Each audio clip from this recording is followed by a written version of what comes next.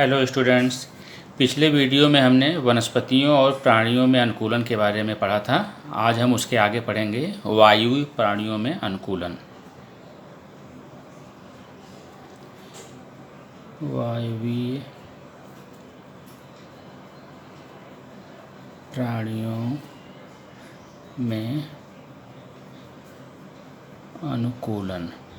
Okay, तो वायवीय प्राणियों में पक्षी आते हैं, कीटक आते हैं, चमगादड़ आते हैं। तो हम एक एक करके सबके बारे में अध्ययन करेंगे। तो पहले हम पक्षियों के शरीर में होने वाला अनुकूलन पढ़ेंगे।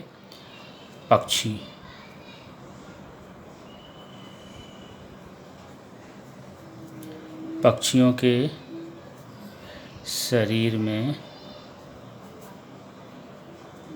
अनुकूलन। तो पहला पक्षियों में इनमें अनुकूलन कैसे होता है।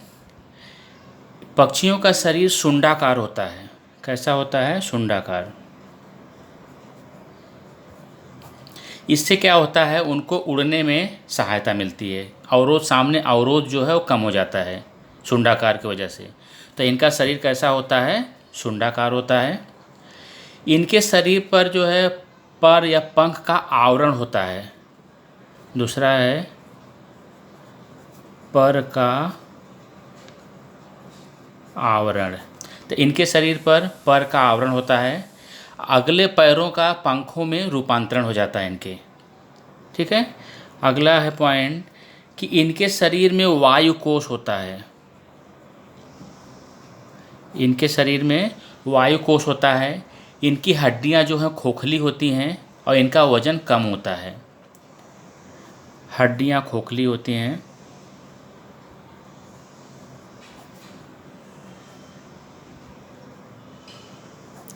हड्डियां खोखली होती हैं और वजन कम होता है। तो ये सब इनका अनुकूलन है। क्या क्या था? इनका शरीर जो है शुंडाकार होता है। इससे क्या होता है फ़ायदा कि इनको उड़ने में आसानी होती है, अवरोध का कम सामना करना पड़ता है। इनके शरीर पर का आवरण होता है, पंख का। अगले पैरों का पंखों में रूपांतरण होता है। इनके शरीर में वायु कोश होता है। हड्डियां इनकी खोखली होती हैं। इनका वजन कम होता है। इसकी वजह से इनको उड़ने में आसानी होती है।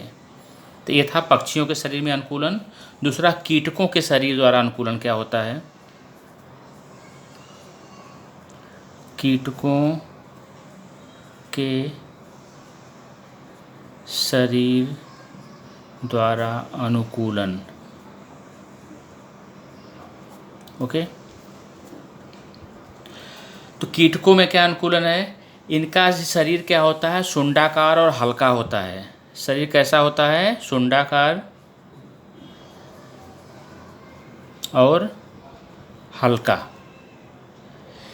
इनमें पंखों की दो जोड़ियां होती हैं। पंखों की दो जोड़ियां। इनमें पंखों की दो जोड़ियां होती हैं और इनमें 6 पैर होते हैं। कितना?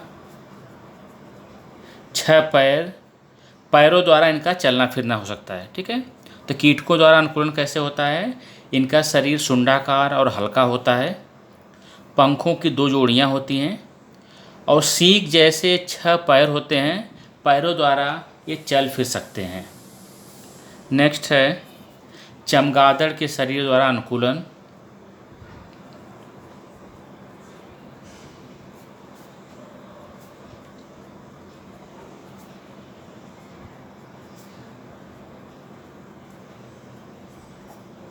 चमगादड़ के शरीर द्वारा अनुकूलन। इनके अगले पैरों की उंगलियों के मध्य झिल्लीदार पर्दा होता है जिससे उड़ने में आसानी होता है। क्या होता है? अंगुलियों के मध्य झिल्लीदार पर्दा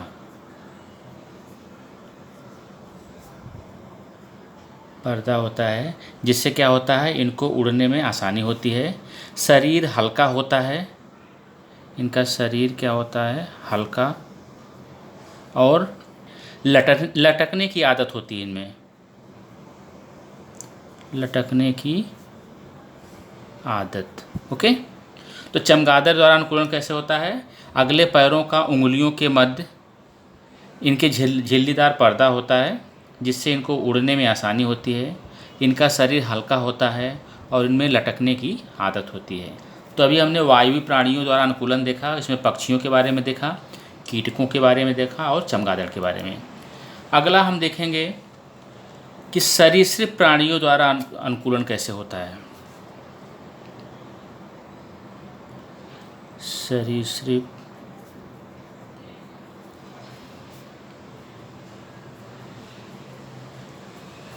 प्राणियों में अनुकूलन। ओके। तो सरीसृप मतलब रेंगने वाले प्राणी। तो सरीसृप प्राणियों में अनुकूलन कैसे होता है? तो रेंगने वाले प्राणी में कौन कौन से आते हैं? सांप आता है, छिपकली आता है, ये सब आते हैं उसमें। ठीक है। तो सांप जैसे प्राणी अपने उदर की पेशियों के संकुचन और प्रसरण द्वारा रेंगते हैं। कैसे रेंगते हैं? संकुचन व प्रसरण। तो सांप जैसे प्राणी अपने उदर की पेशियों के संकुचन और प्रसरण द्वारा रेंगते हैं। छिपकली, गिरगिट तथा गोह जैसे प्राणी शरीर के पेशियों का उपयोग करके रेंगते हैं। वो त्वचा के रंग में परिसर के अनुसार उपयोगी परिवर्तन होता है इनके त्वचा के रंग में जैसा वातावरण होता है, जैसा परिसर होता है, उस आधार पर उसमें परिवर्तन होता है। तो रेंगने वाले प्राणियों में आपने देखा सांप जैसे प्राणी अपने उदर की पेशियों के संकुचन व प्रसरण द्वारा रेंगते हैं। छिपकली, गिरगिट तथा गोह जैसे प्राणी शरीर की पेशियों का उपयोग करके रेंगते हैं। इनके त्वचा के रंग में परिसर के अनुसार उपयोगी परिवर्तन होता है। ठीक है। नेक्स्ट है भोजन के लिए प्राणियों में अनुकूलन। भोजन के लिए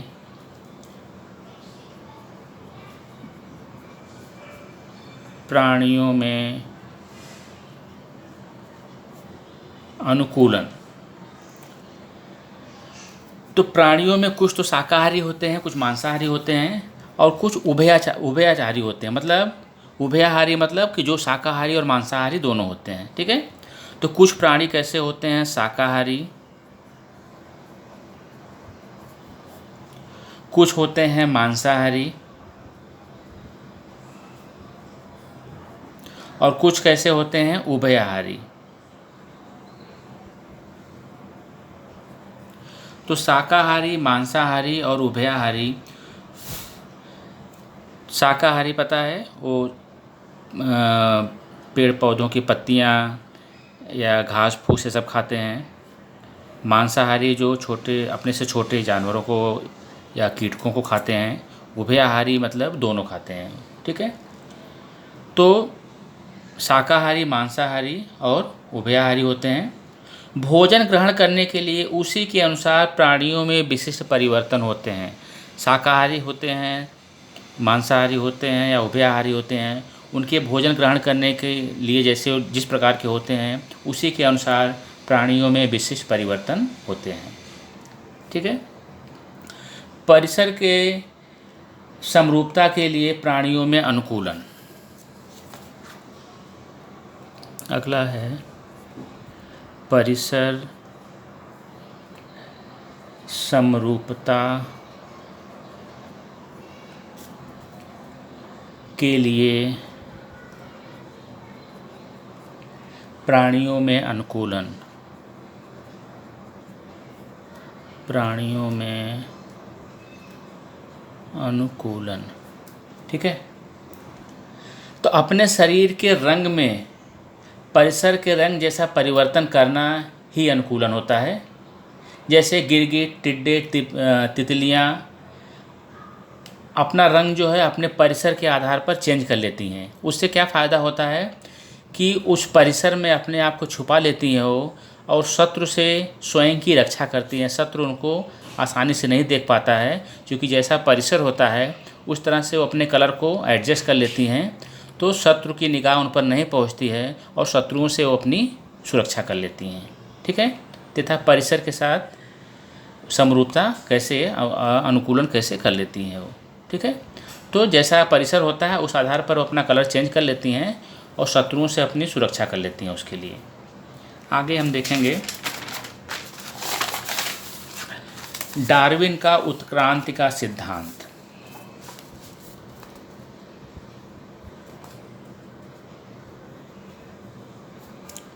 डार्विन का उत्क्रांति का सिद्धांत। ओके, चार्ल्स डार्विन नामक एक जैव वैज्ञानिक थे। उन्होंने प्राणियों और वनस्पतियों का अध्ययन करके उसके बारे में सिद्धांत बताया था चार्ल्स डार्विन ने। तो इन्होंने 2 सिद्धांत बताया था। एक था योग्यतम की उत्तरजीविता या सर्वाइवल ऑफ द फिटेस्ट, और दूसरा था प्राकृतिक चयन का सिद्धांत, थियरी ऑफ नेचुरल सिलेक्शन। तो हम पहले पढ़ेंगे योग्यतम की उत्तरजीविता या सर्वाइवल ऑफ द फिटेस्ट। योग्यतम की उत्तरजीविता।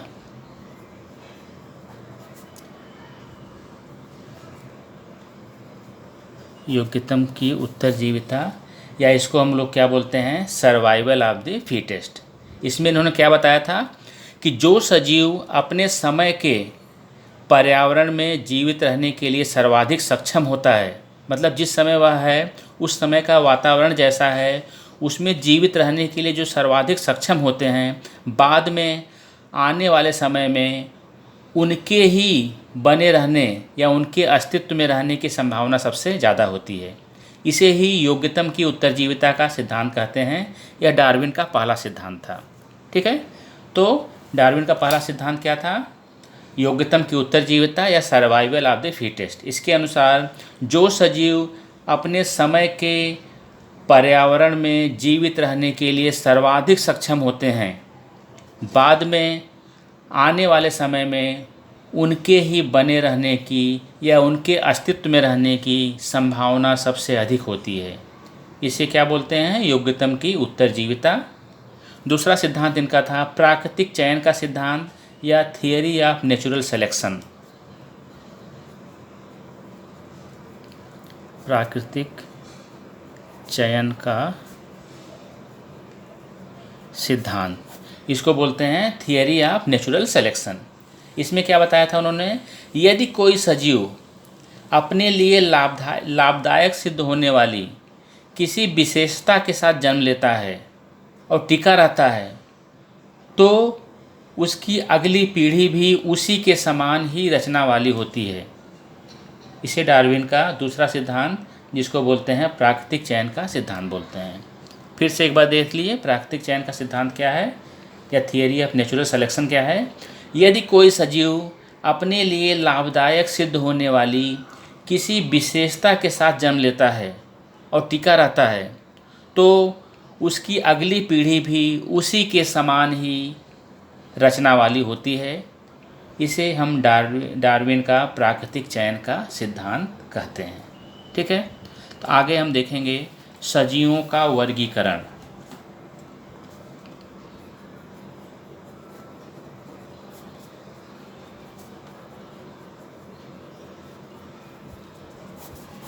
सजीवों का वर्गीकरण हमारे आसपास की इस विविधपूर्ण सजीव सृष्टि के सजीवों का एक ही समय में अध्ययन करना तथा उसे याद रखना हमारे बस की बात नहीं है, क्योंकि हमारे पास लाखों प्रकार के सजीव जीव जंतु और वनस्पतियाँ हैं। उन इतनी ज़्यादा संख्या में हैं कि इनको एक साथ में उनके बारे में अध्ययन करना हो, उनके बारे में जानकारी प्राप्त करना हो, तो हमारे लिए आसान बात नहीं है। इसके लिए हमने क्या किया है, इनको वर्गीकृत कर दिया है, क्लासीफाई कर दिया है। इनकी विशेषता के आधार पर, इनमें समानता के आधार पर हम इनको अलग अलग ग्रुप में विभाजित कर देते हैं, जिसी को क्या बोलते हैं, सजीवों का वर्गीकरण। क्योंकि अगर हम विभाजन नहीं करेंगे, इनका वर्गीकरण नहीं करेंगे, तो इतनी अधिक संख्या में है कि इनका अध्ययन हमारे लिए, इनके बारे में अध्ययन करना हमारे लिए आसान बात नहीं होगी। इसकी शुरुआत प्राणी सृष्टि या वनस्पति सृष्टि से होती है। सजीवों के गुणधर्म की मूलभूत समानताओं और विभिन्नताओं के आधार पर उनके मुख्य समूह तैयार किए गए हैं, जिसे वर्गीकरण का पदानुक्रम कहते हैं। क्या बोलते हैं? वर्गीकरण का पदानुक्रम। ठीक है। तो इतने ज़्यादा संख्या में सजीव हैं कि बिना ग्रुप में बांटे, बिना वर्गीकरण किए हम उनका अध्ययन नहीं कर पाते हैं, नहीं कर सकते हैं। इसलिए हम इनका वर्गीकरण करते हैं। इसकी शुरुआत कहाँ से हुई? प्राणी श्रेष्ठ या वनस्पति श्रेष्ठ से हुई। तो सजीवों के गुणधर्मों की मूलभूत समानताओं और विभिन्नताओं के आधार पर उनके समूह तैयार किए गए हैं, जिसे हम क्या बोलते हैं? वर्गीकरण का पदानुक्रम। आगे हम देखेंगे कार्ल लिनियस की द्विनाम पद्धति।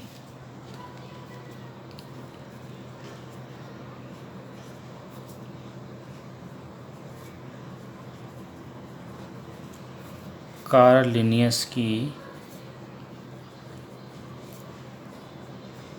द्विनाम पद्धति। ओके। प्रत्येक सजीव को पहचानने के लिए द्विनाम पद्धति का अवलंबन किया गया। इसके अनुसार प्रत्येक सजीव का पूरे विश्व में एक समान वैज्ञानिक नाम दिया गया है। ठीक है। इस नामकरण में दो शब्दावलियाँ होती हैं। पहली शब्दावली जो होती है सजीव का वंश होता है। वो क्या होता है? सजीव का वंश। और दूसरा क्या होता है? उसकी जाति होती है। ठीक है। तो इस नामकरण में दो शब्दावलियाँ होती हैं। पहली किससे संबंधित होती है? उसके वंश से संबंधित होती है। और दूसरी किससे संबंधित होती है? उसकी जाति से संबंधित होती है। ये सभी वैज्ञानिक नाम अंतर्राष्ट्रीय नामकरण संहिता के नियमों के आधार पर होती हैं। जैसे हमको अगर गाय का लिखना हो, जात का नाम गाय, इसको हम लिखते हैं बोस टाउरस। क्या लिखते हैं? बोस टाउरस। तो ये गाय का वैज्ञानिक नाम है। ठीक है। या मानव का लिखना हो, मानव का वैज्ञानिक नाम होमो सेपियंस। होमो सेपियंस। ठीक है। आम का अगर वैज्ञानिक नाम आपको लिखना हो तो इसका नाम होता है मंजीफेरा इंडिका। मंजीफेरा इंडिका। ओके। तो इस सजीव का वैज्ञानिक नाम क्या है? तो इस नामकरण में दो शब्दावलियाँ होती हैं। पहले उसके वंश होता है, दूसरा उसका जाति होता है। दो शब्दावली देखो, बोस टाउरस, होमो सेपियंस, मजीफेरा इंडिका। ठीक है। तो इनका वैज्ञानिक नाम है। तो यही कार्ल लिनियस की द्विनाम पद्धति है। पहला वंश से संबंधित, दूसरा जाति से संबंधित है। अभी एक और है कि 29 अप्रैल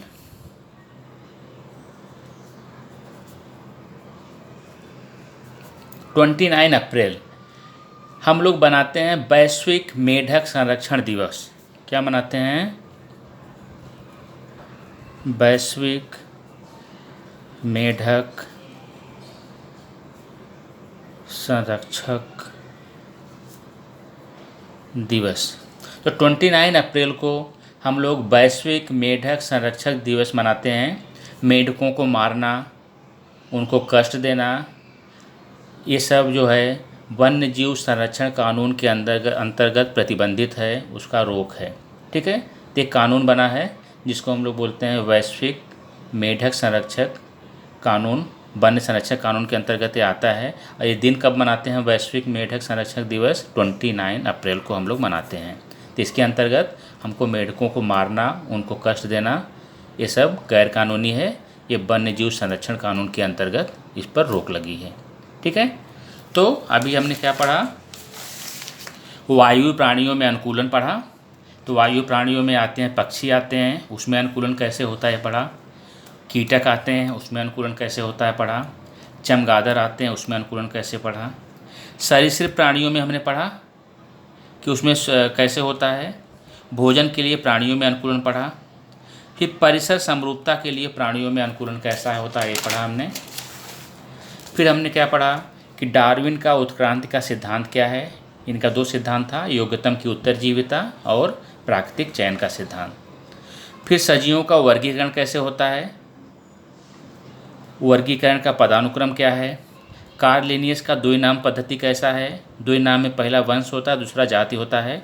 तो किसी भी जीव का उसका वैज्ञानिक नाम में कैसे होता है वो पढ़ा हमने। फिर वैश्विक मेढक संरक्षण दिवस कब मनाया जाता है, 29 अप्रैल को मनाया जाता है, हमने इसको पढ़ा। Okay, thank you.